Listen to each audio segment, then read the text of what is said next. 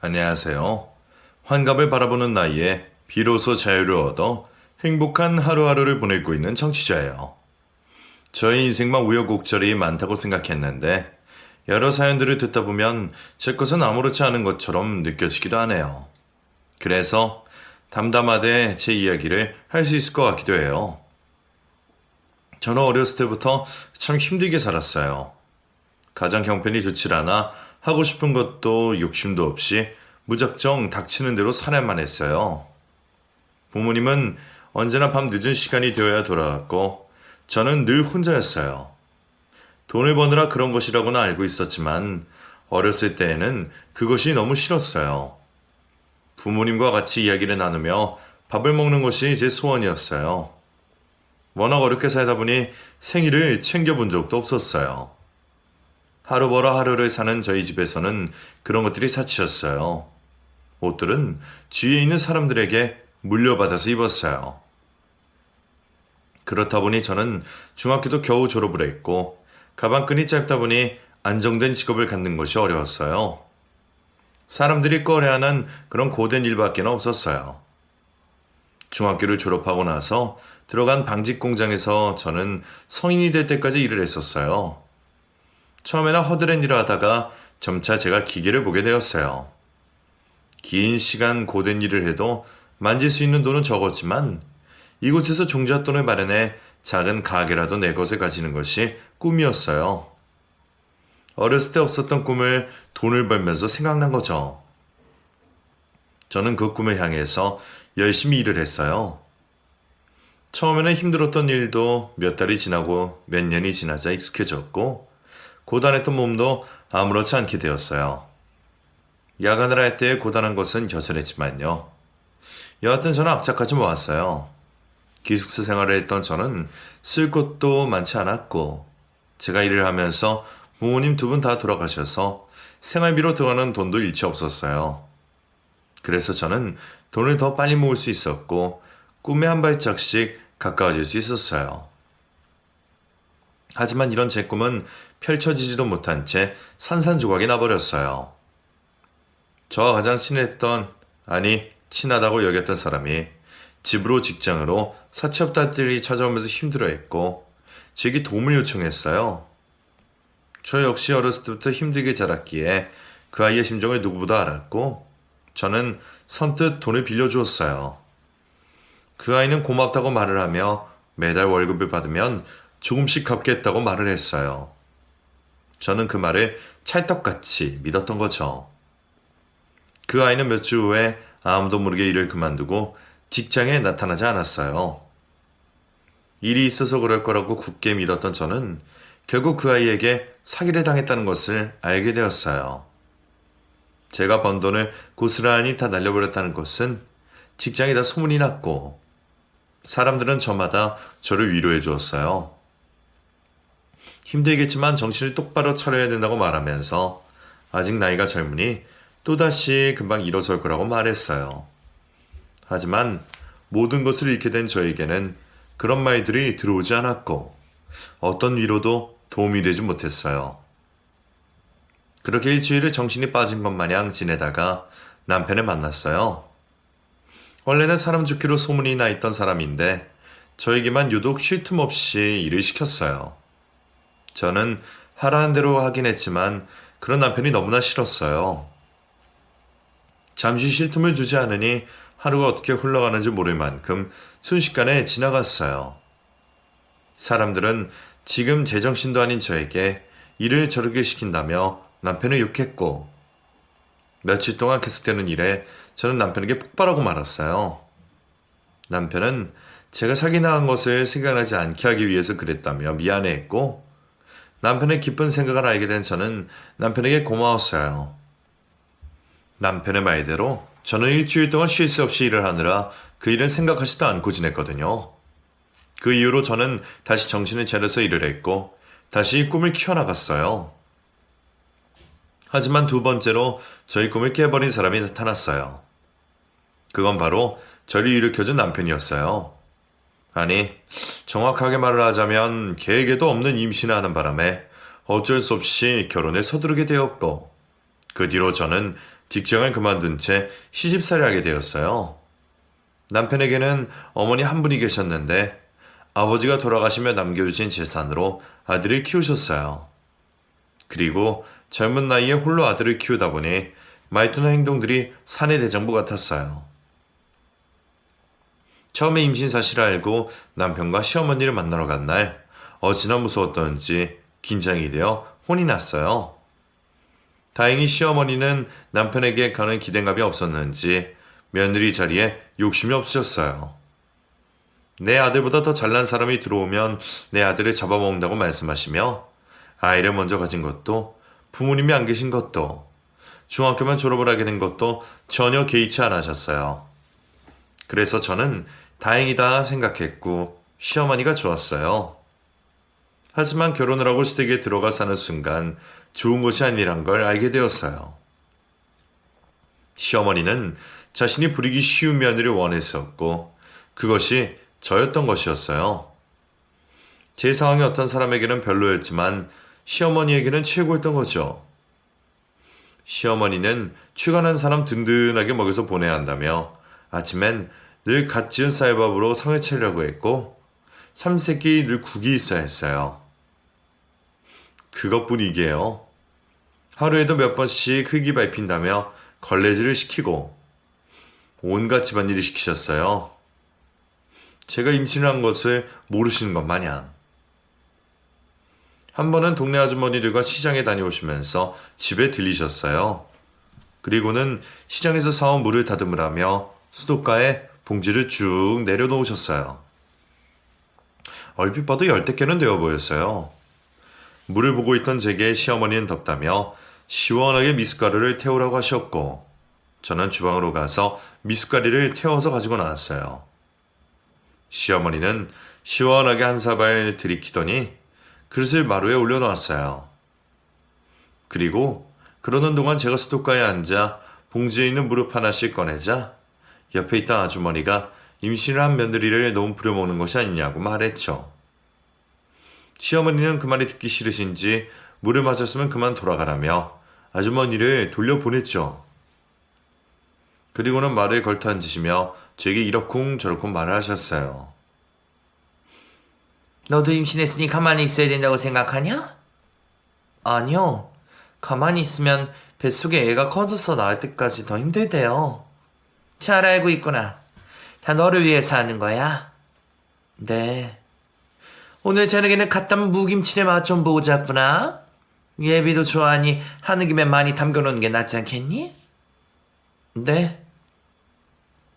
너는 참 내가 하는 말에 토를 한다러. 네? 내 말 잘 들어서 예쁘다고.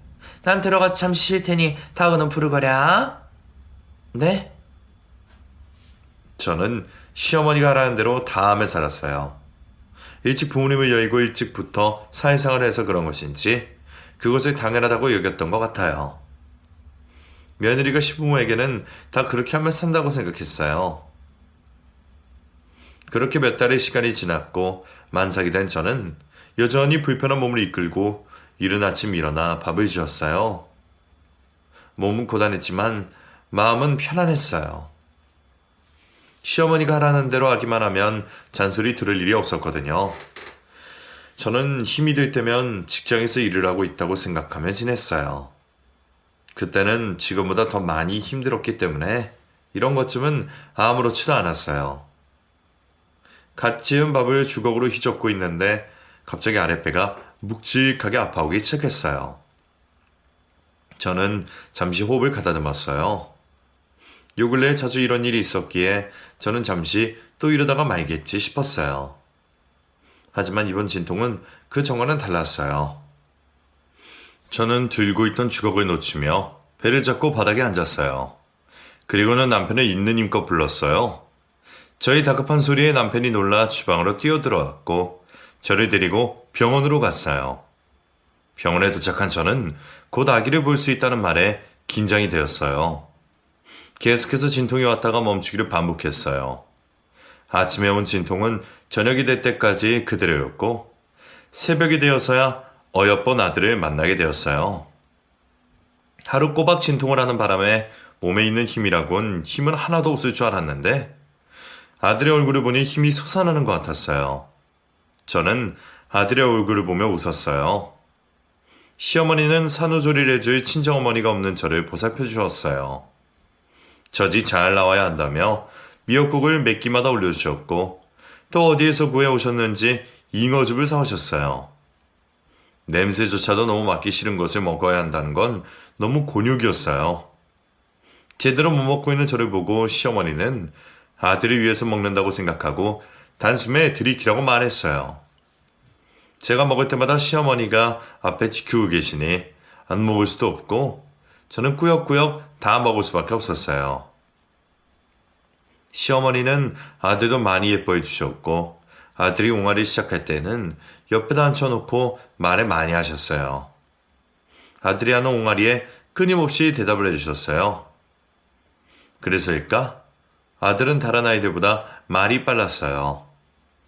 그런 아들을 시어머니는 여기저기 데리고 다니며 자랑하셨어요. 특히나 큰 집에 가는 날에는 시어머니 입가에는 미소가 떠나지 않았어요. 큰 집에는 제 아들과 한 달 정도 차이가 나는 조카가 있었는데 그 아이는 무엇이든지 제 아들보다 느렸거든요. 그래서인지 시어머니는 큰 집에 가시는 것을 좋아하셨어요. 만석아, 곤지곤지 잼잼? 아이고, 만석이 이런 것도 알 줄 알아? 이것뿐이게요. 엄마, 아빠, 할머니까지도 한다니까요. 에휴, 설마. 보여드릴까요? 만석아, 할머니 해봐, 할머니. 형님 들으셨죠? 할머니 하는 거.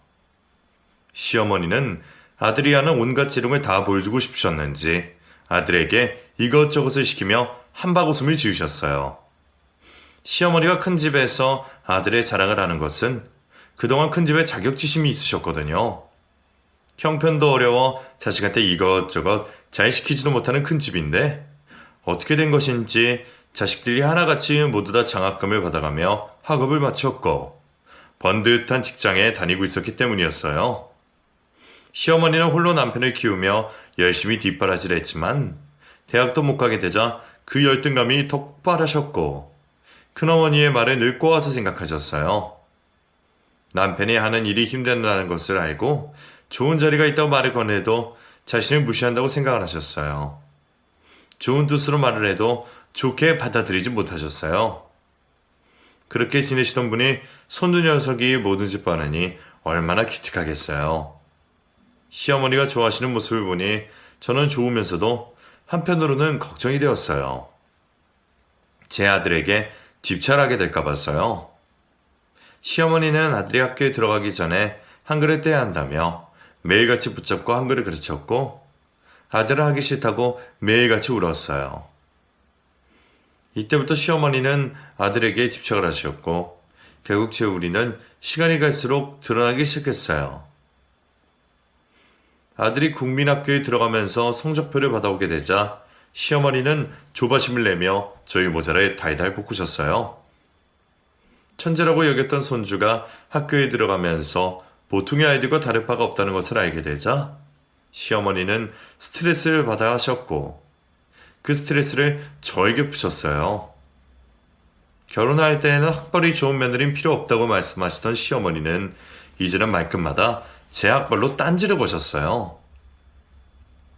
너는 집에 있으면서 애 공부는 뒷전이야. 저도 나름 신경을 쓴다고 쓰는 건데.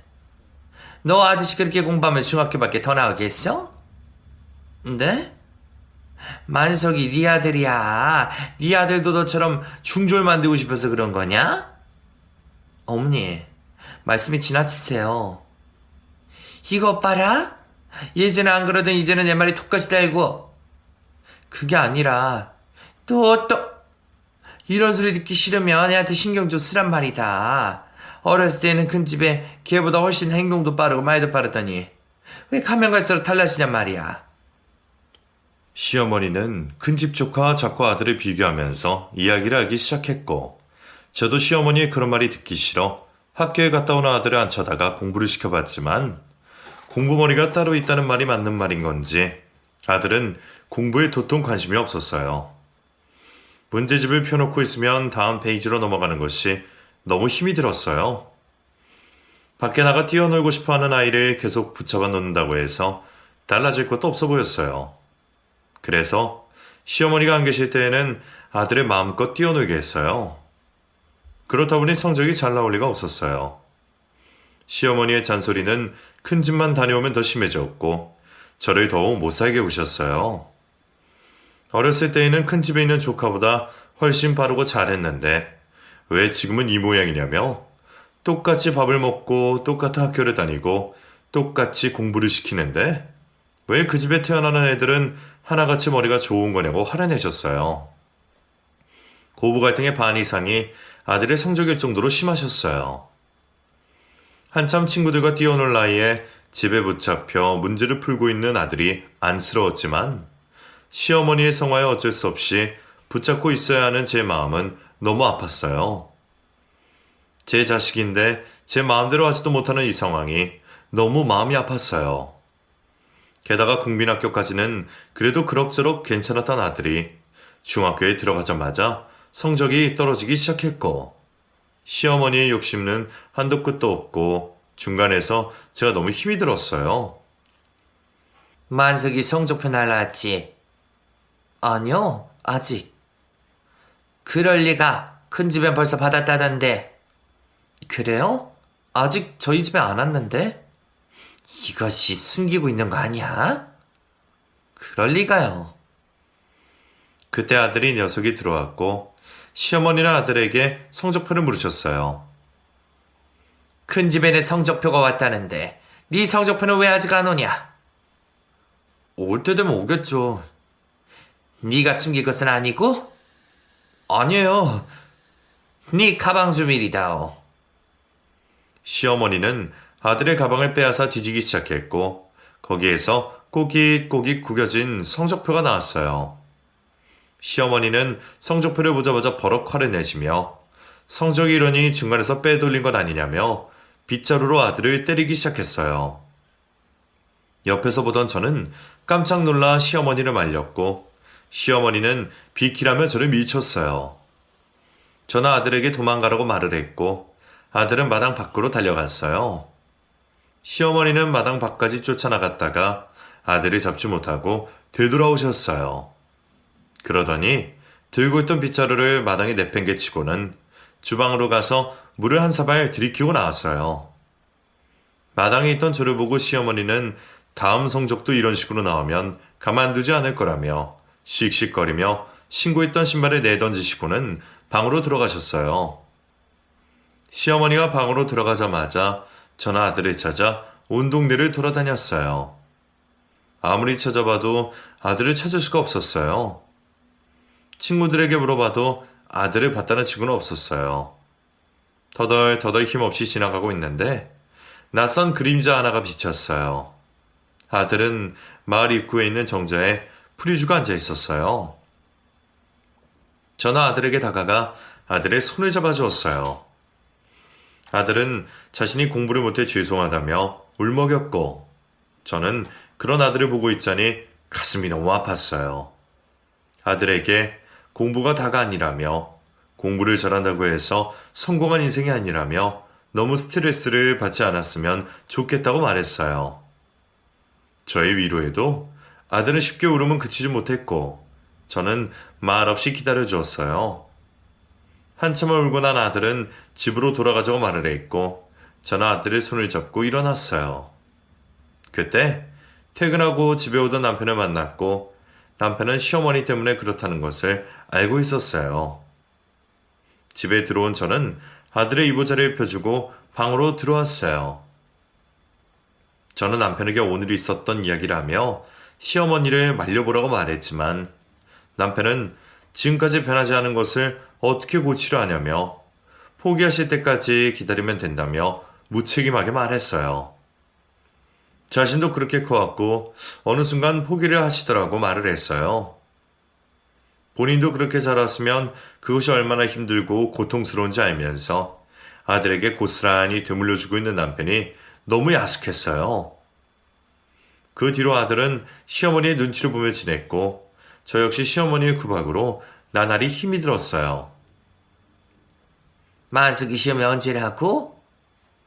모르겠어요. 모른다고? 애엄이라는 사람이 자식 시험에도 모른다는 게 말이나 되냐? 아직 들은 게 없어서요. 네가 나서서 알아봐야 했지. 만석이 이번에도 지난번처럼 받아오면 그냥 못 지나갈 줄 알아. 어머니, 이제 그만 좀 하세요. 뭐? 인생의 공부가 다는 아니잖아요. 누가 다가 아니래. 내 남편 저렇게 살고 있는 걸 보고도 그런 소리가 나오냐? 잘 살고 있잖아요. 그게 잘 살고 있는 걸로 보여? 큰 집에 가도 사촌들 사이에서 기도 못 펴고 옷에는 시꺼먼 기름이나 묻히고 다니는데 그게 잘 살고 있는 거냐? 네 자식도 그렇게 힘들게 살았으면 좋겠다는 소리야? 만석이가 힘들어하니 그렇죠. 힘들다고 자식 공부 안 시킬 거야. 어미가 돼서 생각하는 거라곤. 이러니 내가 닥달할 수밖에. 부모가 그 모양이면 자식이라도 좋은 대학에 보내서 고생 덜 시킬 생각을 해야지. 큰 집에 애들 보고도 그런 소리가 나오는 거야? 시어머니를 일찌감치 포기한 남편 대신 저라도 시어머니를 말려볼까 말을 꺼내봤지만 시도 먹히지 않았어요. 오히려 자식에게 관심이 없는 어미라고 하셨어요. 시어머니 때문에 저희 집은 매일매일이 살얼음 판이었어요. 활발하고 당당했던 아들은 의기소침해졌고 시어머니의 눈치를 보는 것도 모자라 저의 눈치까지 보는 듯 했어요. 아침밥도 먹는 둥 마는 둥 대충 먹고 나서고 늦은 밤 집에 와서는 아무런 말 없이 방에만 틀어박혀 있었어요. 자꾸만 가족들의 눈치를 보고 있는 아들의 모습을 보고 있자니 억장이 무너지는 것 같았어요. 저는 그런 아들에게 다가가 이야기를 나누려고 노력을 해봤지만 아들은 마음의 문을 닫아버린 것 같았어요. 그러던 어느 날 아들의 담임 선생으로부터 연락이 왔어요. 아들의 문제로 할 말이 있으시다며 학교로 오라고 하셨어요. 저는 아들이 무슨 사고라도 친 것인가 걱정이 되어 불이 났게 준비를 하고 학교로 달려갔어요. 아이들이 학교를 하고 있었고 교무실에 들어간 저는 아들과 함께 있는 선생님을 만났어요. 선생님은 저에게 물 한 잔 주며 아들의 시험지를 주었어요. 말없이 아들의 시험지를 건네받은 저는 깜짝 놀라 말문이 막혔어요. 아들의 시험지는 백지였어요. 너무 놀라 토끼눈을 하고 있는 저에게 선생님께서는 무슨 이유에서인지 시험지를 백지로 냈다며 물어봐도 도통 말을 하지 않는다고 말씀하셨어요. 저는 옆에 고개를 숙이고 있는 아들을 쳐다보았어요. 아들은 말없이 탁자만 보고 있었어요. 선생님께서는 그런 아들에게 먼저 나가 있으라고 말을 했고 아들이 나가자 저에게 집에 무슨 일이 있는 것은 아닌가 조심스레 물으셨어요. 사춘기인 아이들이 반항심이 커질 나이긴 하나 지금껏 봐온 아들의 모습으로는 상상도 하지 못한 일이라고 말씀하시며 걱정해 주셨어요. 학교에서도 잘 살펴볼 테니 집에서도 아들에게 관심을 가져달라고 말했어요. 저는 선생님께 감사하다는 말씀을 전하고는 밖으로 나왔어요. 다리에 부들부들 떨려 걸을 수가 없었어요. 잠시 벽을 짚고는 숨을 쉬었어요. 창문 밖으로 내리쬐는 햇살 때문에 머리가 더 어지러웠어요. 겨우 정신을 차린 저는 조심스레 걸음을 옮겼어요. 그리고는 운동장을 가로질러 정문 앞으로 걸어갔어요. 집에 먼저 간 줄 알았던 아들이 정문 앞에서 저를 기다리고 있었어요. 아들은 제게 말은 하지 않았지만 아들의 마음을 알 수 있었어요. 얼굴에서 죄송해하는 마음이 느껴졌거든요. 그런 아들에게 저는 오랜만에 나왔는데 둘이서 맛있는 것을 먹고 가자며 아들의 손을 잡고는 근처 중국집으로 갔어요. 아들이 좋아하는 짜장면을 시켜 먹으면서 시험지에 대해서는 한마디도 하지 않았어요. 그러자 아들이 짜장면을 먹다 말고 먼저 입을 떼며 말했어요. 왜 시험지에 대해서 묻지 않으세요? 이유가 있었겠지. 무턱대고 그러진 않았을 거야. 그렇게 하면 할머니가 포기할 것 같아서 그랬어요. 뭐?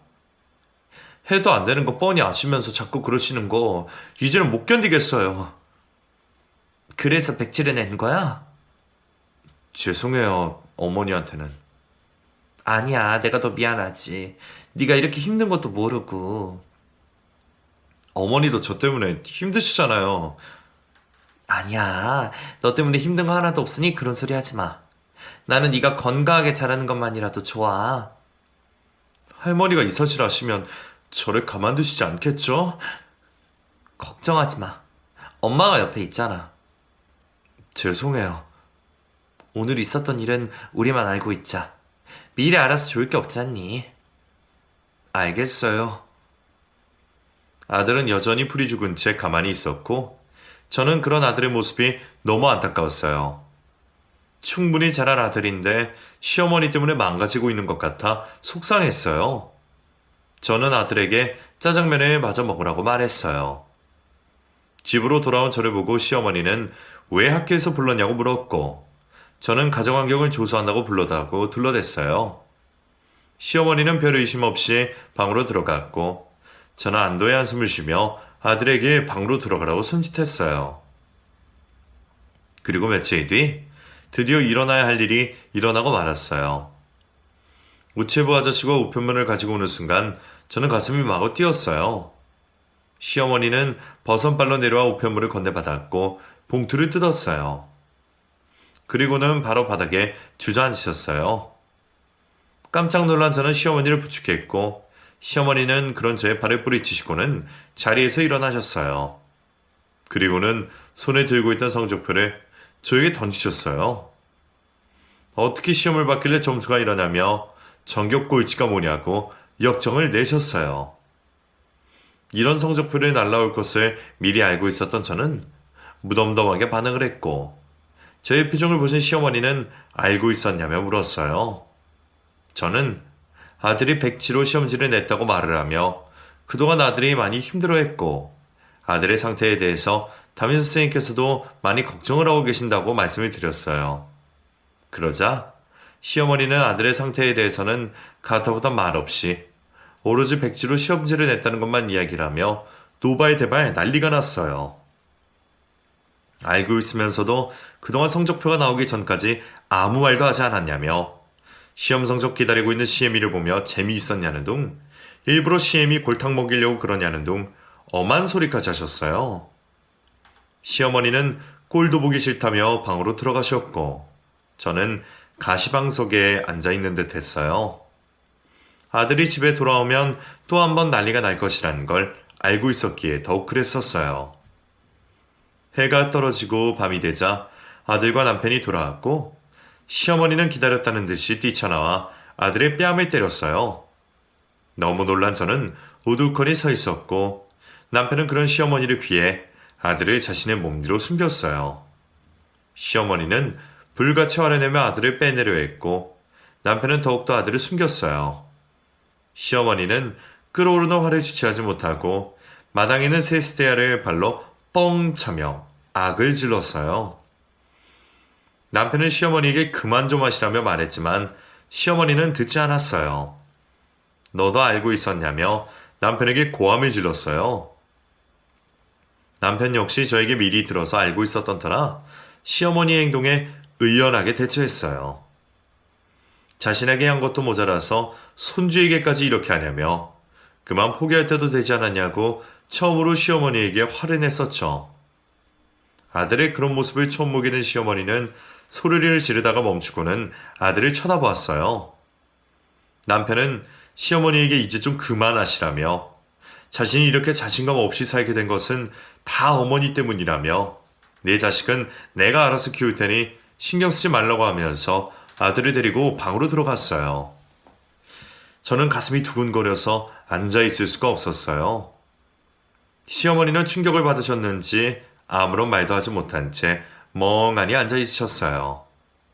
저는 어찌해야 할지를 몰라 가만히 서 있었어요. 그러자 자리에서 벌떡 일어나신 시어머니는 갑자기 배고프다며 상을 차리라고 말했고, 저는 곧바로 주방으로 들어가 상을 차렸어요. 다 차린 밥상을 들고 방으로 들어간 저는 남편과 아들을 불렀어요. 한 방에 다 같이 모였고 분위기는 어색했어요. 시어머니는 뭘 그리 멀뚱하게 서 있냐며 자리에 앉으라고 했고 저희는 자리에 앉았어요. 그러자 시어머니는 저더러 꼴도 보기 싫다며 자기 근처에는 오지 말라고 하셨어요. 남편은 그런 시어머니에게 왜 그러시냐고 물었고 시어머니는 그동안 자신을 속인 저와는 한상에서 밥 먹는 것이 싫다고 말했어요. 남편은 자신에게 화가 났으면 자신에게 불 것이지 엉뚱한 사람을 잡냐고 화를 냈고 저는 남편에게 괜찮다는 눈짓을 보내고는 방을 나와 주방으로 갔어요. 자신을 속였다고 생각을 하시니 당연하다고 생각을 한 저는 시간이 지나면 괜찮아지겠지 하는 마음으로 따로 상을 차렸어요. 그때 시어머니가 주방으로 들어왔고 아들이 저 모양인데 이런 것들이 넘어가냐며 제가 차린 밥상을 뒤엎었어요. 깜짝 놀란 저는 뒤로 물러났고 그 소리에 놀라 남편이 주방으로 쫓아 들어왔어요. 어머니! 아들이 저런데 목구멍으로 음식이 넘어가는 것이 이상한 거 아니냐?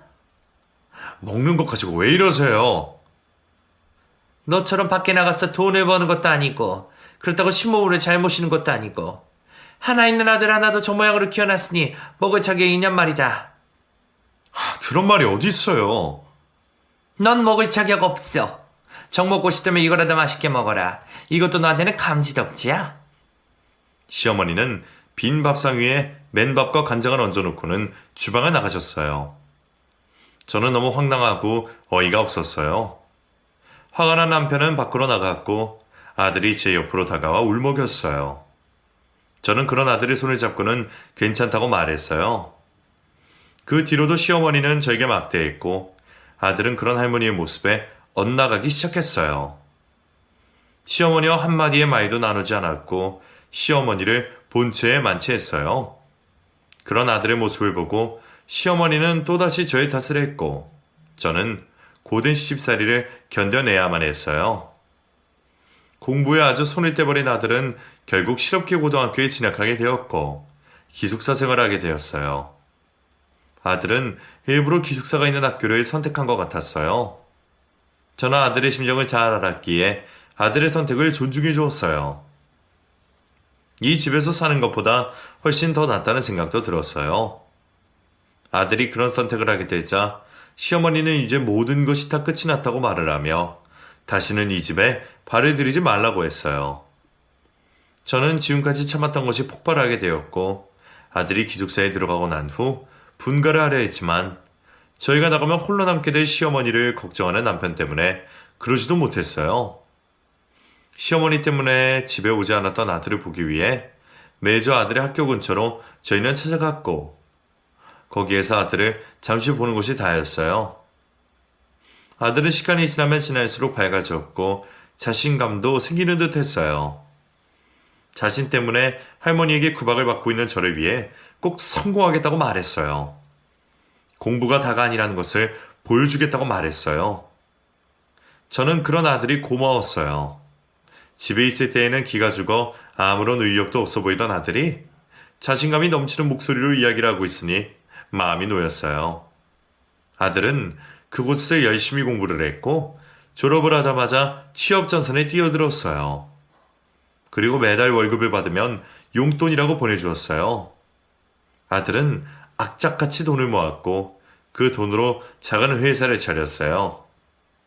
아들 혼자 사는 거였지만 자신의 회사를 차린 것이 너무 자랑스러웠어요.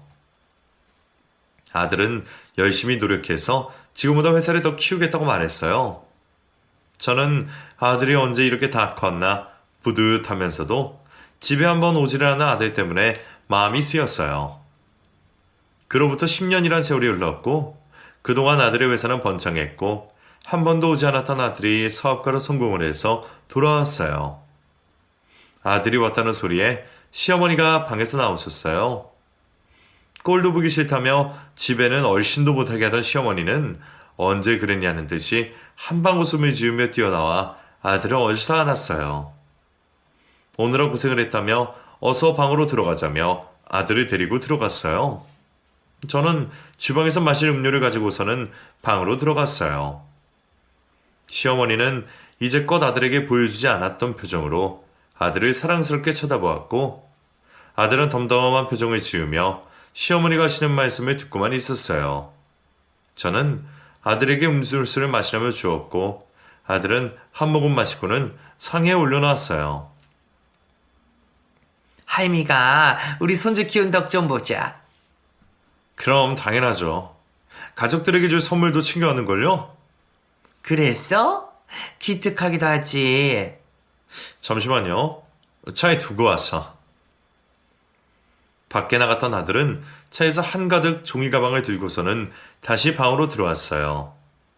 그리고는 남편과 저에게 선물을 나눠주었어요. 너무나 기뻐하는 저희에게 아들은 외투 한 주머니에서 봉투를 꺼내어 주었어요. 선물 중에 최고는 현금이 아니겠냐며 넣어뒀다가 필요한 곳에 쓰라고 말했어요. 저는 힘들게 번 돈인데 흥청망청 쓰는 거 아니냐고 말했지만 아들은 이제부터 시작이라며 이제는 편안하게 사시게 해드리겠다고 말했어요. 저희가 이야기를 주고받는 동안 가만히 계시던 시어머니는 왜 자시는 것은 없냐고 물었고 아들은 웃으며 이야기했어요. 할머니 것이 왜 없겠어요? 이 집의 대장이신데요. 그랬지?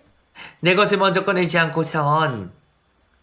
주인공은 항상 마지막에 나오는 거잖아요. 그래? 그렇지. 그럼. 그럼 이제 내 것은 무엇이냐? 할머니 것은 밖에 있어요. 밖에? 네, 워낙 부피가 커서 제 차로 가져올 수 없었거든요. 곧 있으면 도착할 거예요. 아휴, 그래? 얼마나 선물이 크길래 그래 차로 가져올 수 없단 말이냐? 할머니가 보시면 아주 깜짝 놀랄 만한 선물이에요. 기대되는구나. 아들의 말에 저는 아리송했고 그때 밖에서 차 소리가 들려왔어요. 저희는 그 소리에 다 같이 밖으로 나갔고 대문 밖에는 트럭 한 대가 서 있었어요.